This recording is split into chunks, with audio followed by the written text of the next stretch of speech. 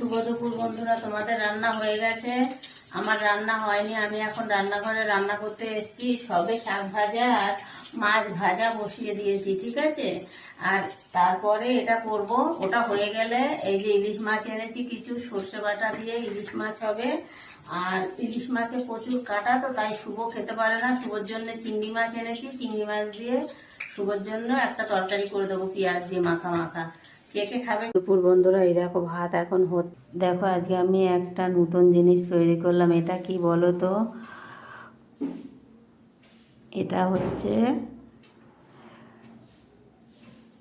লাউ শাকের পাতা বাটা, মাছ ভাজা আর সর্ষে বাটা, মাছের ঝোল।